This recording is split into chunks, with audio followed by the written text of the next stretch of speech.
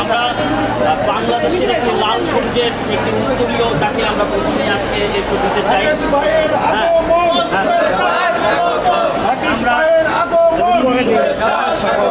যে বইটি লিখেছিলেন এই বইয়ের মধ্যে তার একটি ভোরের প্রতীক্ষা, অবসান হয়েছে। আপনারা জানেন এই রাকেশ রহমানের লেখা হচ্ছে, আমরা সেই বইটি তার হাতে এখন তুলে দিচ্ছি।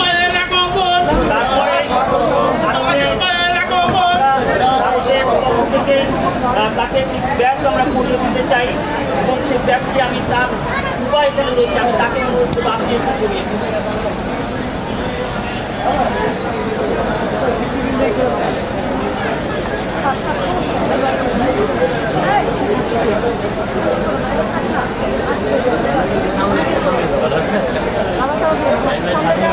এই ব্যানার পিছনে ব্যানারগুলো সামনে দেন, ব্যানার পিছনে রেখে লাভ নাই।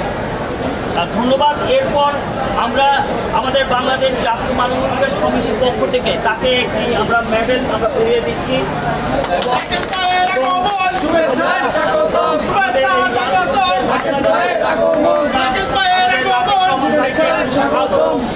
শুভেচ্ছা স্মারক আজকে আমরা তাকে তুলে দিতে চাই। আপনারা দেখতে পাচ্ছেন লাল সবুজের বাংলাদেশ, বাংলাদেশকে ঘিরেই তার এত বছর, তার এত কষ্ট, এই 12 বছর পরে তিনি এসেছেন।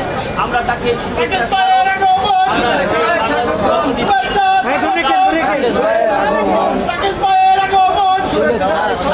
আমরা আশা করছি যে এই 12 বছর পরে তিনি আসলেন। এই বইটিতে তিনি লিখেছিলেন, তার আরেকটি বই আছে যে বইটি অদৃশ্য মাঝে দেশপ্রেম। আমি তার এবং সামনে তার কোনো বই আছে কিনা এই বিষয়ে তিনি যদি আমাদেরকে বলেন। এই বইটি আমার দুই সহযোগী শায়েক এম রহমান এবং ডক্টর আজিজ ভাইয়ের লেখা, এবং এখানে আমার দুটি আর্টিকেল আছে। আর্টিকেলের ভিতরে বিশেষ করে যেই আর্টিকেলটি সরকার এবং সেই তৎকালীন সময়ে যে শাহবাগীরা আমাকে নিয়ে যথেষ্ট তারা সমালোচনা করেছে, এই আর্টিকেলটি এই বইয়ে আছে, শিশু মুক্তিযোদ্ধা তারেক রহমান ও কোকো। এইটা আমি প্রথম উপস্থাপন করি জাতির সামনে। তারা মুক্তিযুদ্ধের সময় তারেক রহমান এবং আরাফাত রহমান কোকো তারা তাদের যেই সাধারণ জীবনযাপন অব্যাহত করতে পারেনি, ত্যাগের স্বীকার করেছেন, সেই ত্যাগ থেকে তারা শিশু মুক্তিযোদ্ধার দাবি রাখে।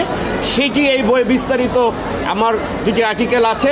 এটি পরবর্তীতে বিএনপির মহাসচিব গত নির্বাচনের আগে উনিও বলেছেন যে তারেক রহমান একজন শিশু মুক্তিযোদ্ধা। এটার বিস্তারিত এই বই আপনারা পাবেন, এই বই পড়লে আপনারা পাবেন, অনলাইনেও পাবেন, ইউটিউবেও পাবেন।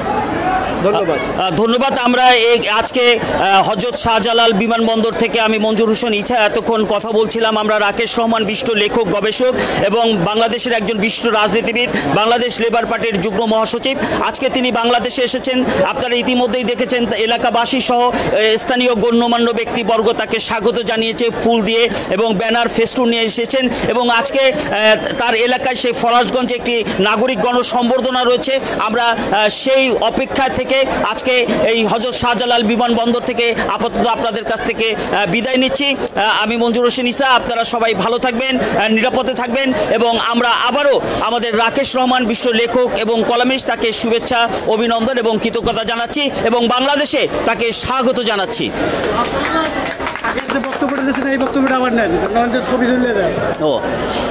আপনার হ্যাঁ, আমরা আগের বক্তব্যটা আপনার আগে দেন। হ্যাঁ, আমরা তার